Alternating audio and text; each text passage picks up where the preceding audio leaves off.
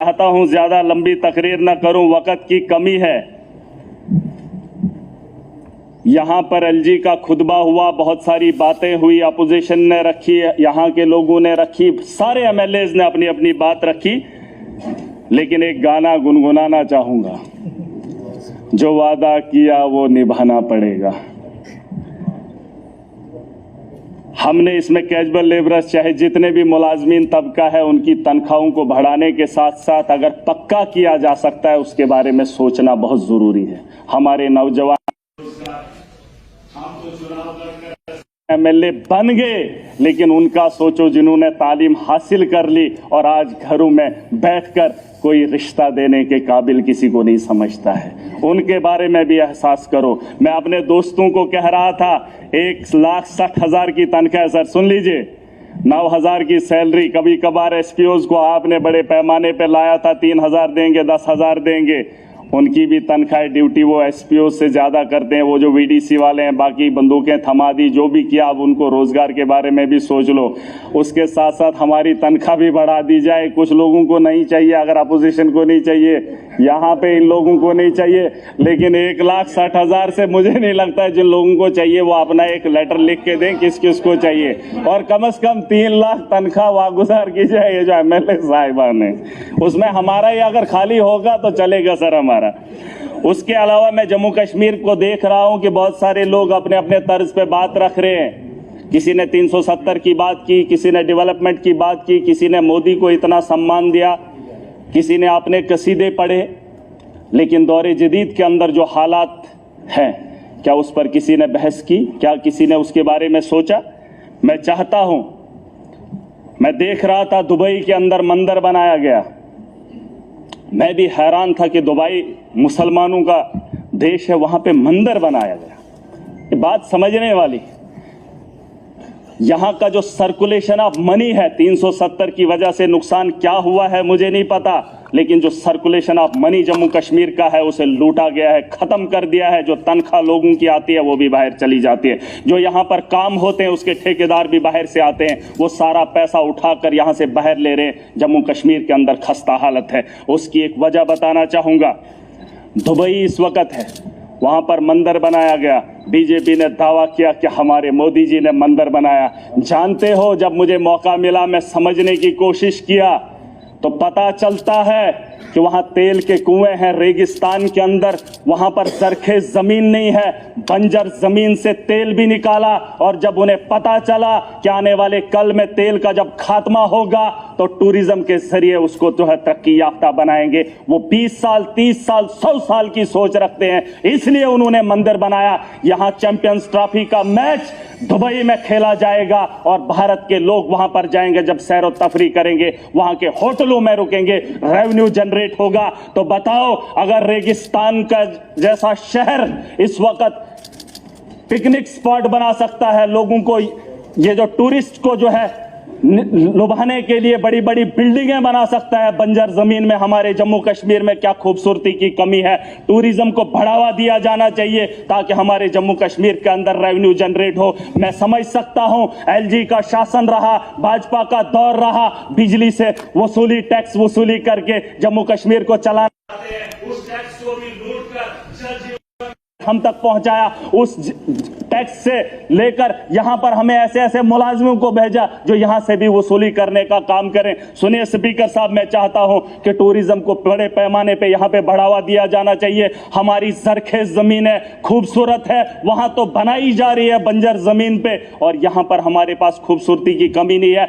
मेरा खिताए चिनाब है, मेरे यहाँ पीर पंजाल है, जम्मू का अलग एक अपनी खूबसूरती है। बड़े बड़े मुल्कों को मैंने देखा, बर्फ पड़ती है तो पूरे मुल्क में पड़ती है। मेरा जम्मू कश्मीर सच में जन्नत है। आप कश्मीर में देखेंगे तो बर्फ आपको मिलेगी, आप जम्मू में आएंगे तो यहाँ पे बर्फ का एक बूंद भी आपको नहीं देखने को मिलेगी। ये छोटे से हिस्से में अगर इतनी खूबसूरती है तो यहाँ टूरिज्म की कमी क्यों है? उसमें बढ़ावा देने की कोशिश की जानी चाहिए। मैं आखिरी बात खत्म कर रहा हूँ, नहीं मैं मुद्दे की बात, मैं लड़ाई कर ही नहीं रहा हूँ, मैं लड़ाई कर ही नहीं रहा हूं। अभी सब लोग बोल रहे हैं मैंने मांगा इनका टाइम, इनका टाइम। सर सुन लीजिए, सर सुन लीजिए, मैं चाहता हूं कि यहां बड़े पैमाने पे इंटरनेशनल, दुबई की टीम है ही नहीं इस वक्त, फाइनल दुबई में खेला जा रहा है।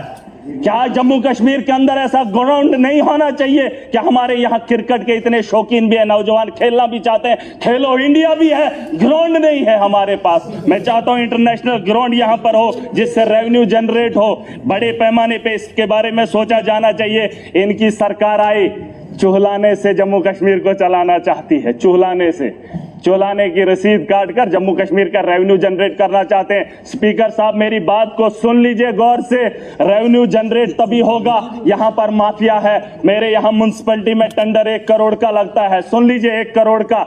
जब वो 1 करोड़ टेंडर ठेकेदार उठाता है तो वही ठेकेदार उसी साल उसी टेंडर से 5 गुना ज्यादा कमाता है। बताओ अगर वो पैसा म्युनिसिपैलिटी में लगता 5 करोड़, 1 करोड़ की जगह 5 करोड़, लेकिन वो 4 करोड़ कमाने वाला ठेकेदार जम्मू कश्मीर को लूटने में ब्यूरोक्रेट्स का अहम रोल रहा है। चाहे सदन में बैठे लोग नहीं मानेंगे, लेकिन मैं देख कर आया हूं, मेरे दिल के अंदर वो आग है। आज मैं चाहता हूं, लोगों ने चुनकर हमें भेजा है, हम ब्यूरोक्रेसी को रोकेंगे, अपने लोगों को इंसाफ दिलाएंगे। अगर आज इस सदन से हम वो चीज नहीं कर पाए तो 370 क्या, अब स्टेट लेकर आओ, कुछ भी लेकर आओ, हमारे मजलूम फिर भी जालिम का शिकार होंगे और जुल्म करने वाले लोग इनके भेजे हुए हैं। मैं खुश था। मैं चाहता हूं कि क्वेश्चन सिर्फ भाजपा के लोग करें, क्योंकि क्वेश्चन में इन्होंने कहा जल जीवन में घोटाला है, ब्यूरोक्रेसी नहीं मानती है। मैं यहां भी सरकार में जो बैठे लोग हैं ये क्वेश्चन उनको दे ताकि ये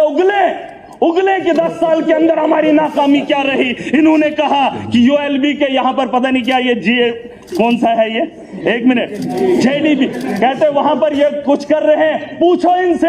यहां पर जम्मू कश्मीर के अंदर, खास करके जम्मू के अंदर एजुकेशन की कोई जरूरत नहीं है, यहां पर माफिया नहीं है, यहां पर करप्शन नहीं है, ये भाजपा का कहना है। 7 साल से ये आराम की जिंदगी गुजार रहे हैं। मैं पूछना चाहता हूं, अगर जम्मू के लोगों को यहां रोजगार मिल रहा है तो आज तक आपने क्यों नहीं बोला कि मिल रहा है? आज तक तो बोल रहे थे, आज रोजगार ढूंढ रहे, आज कह रहे हैं जल जीवन गलत है, पाइपें टूटी हुई है। एलजी के दौर में ये मुंह क्यों नहीं खोले? आज जब चुनाव जीत कर आए तो सरकार से क्या पूछ रहे हैं 4 महीने के अंदर, मंत्री जी हमें बता दो कि जल जीवन में काम क्यों नहीं हो रहा। आप खुद से क्यों नहीं पूछेंगे? जल जीवन के अंदर जब स्कैम था, एलजी तुम्हारा था, मोदी तुम्हारा था, तो कसीदे क्यों पड़े जा रहे हैं? और आज बोल रहे हैं कि शराब के ठेके ठीक है, आप स्कूल हमें नहीं चाहिए, हमें वो नहीं चाहिए, हमें फलाना। जम्मू के अंदर सब ठीक है, अगर बने तो जो विपक्ष में बैठे लोग चुनकर वादा करके आए, कम से कम उन लोगों को ख्याल करने दें। इनका तो मोदी जी देख लोग आए हैं, वो अपने मुस्तकबिल खुद तय करेंगे। खुदा हाफिज। और मैं चाहूंगा, आज माह रमजान का महीना है, अभी बात खत्म नहीं हुई है, आगे आने वाले दिनों में बात करूंगा।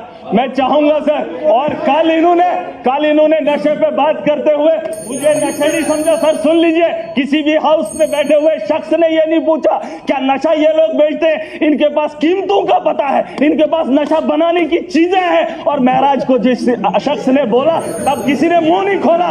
और इस हाउस के अंदर ये बेचने वाले इनको तकलीफ हो रही है। आज क्वेश्चन देख रहा था, सर सुन लीजिए, क्वेश्चन देख रहा था, खट के बारे में पूछा जा रहा है, बीजेपी के लोग पूछ रहे खट के बारे में। खट से फायदा किसको? खट से फायदा इनको, लोगों को क्या फायदा, इनको क्या चाहिए? इनके सवालों के जवाब देते रहो। अल्ताफ अहमद कुल्लू साहब आप बोले।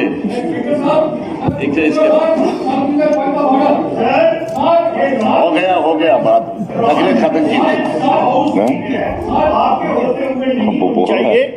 इन टोटलिटी ये नशा बेचने वाले हैं। इन टोटलिटी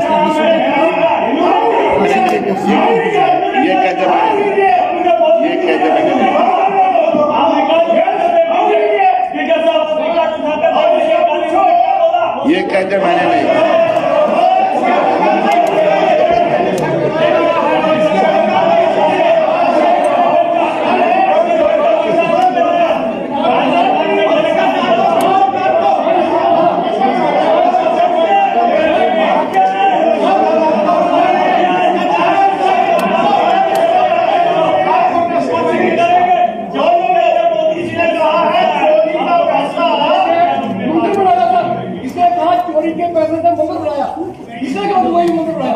ये कहता है कि मैंने ऐसा कोई इल्जाम नहीं लगाया। इसलिए ये वापस ले रहा है ना, ये वापस ले रहा है बात। ये कहा नहीं है।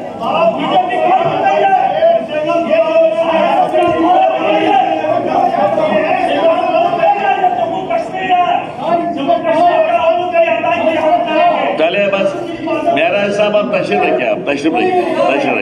नहीं, ऑनरेबल मेंबर साहब कह रहे हैं मैंने ऐसी बात कोई कही नहीं है, उसका मतलब अगर कही भी है तो वापस ले रहे हैं, तो आपको क्या परेशानी है?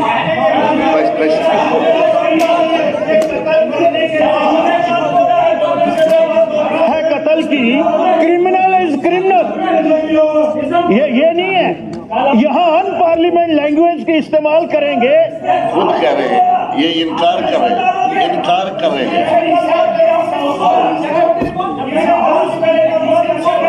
इनकार कर रहे हैं।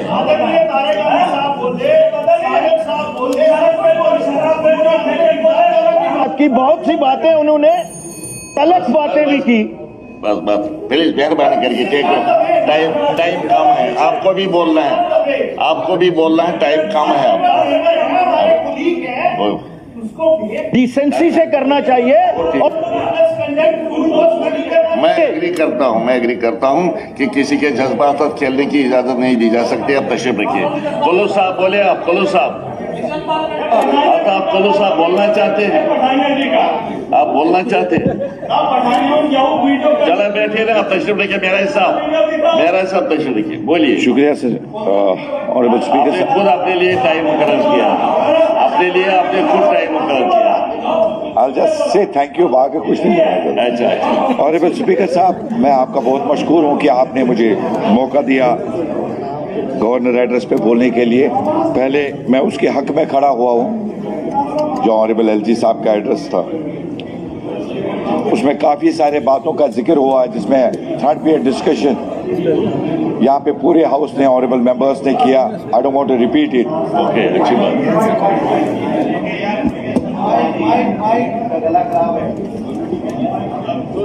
जनाब, सबसे पहले जनाब मैंने एलजी साहब का शुक्रिया किया। उसके साथ साथ अगर हम अपने लोगों के, जम्मू कश्मीर लोगों के लिए यहाँ पे शुक्रिया ना अदा करें, क्योंकि 2014 के बाद 2024 में इलेक्शन हुए तो उसमें बढ़ चढ़कर जनाब हमारे जम्मू कश्मीर के लोगों ने हिस्सा लिया।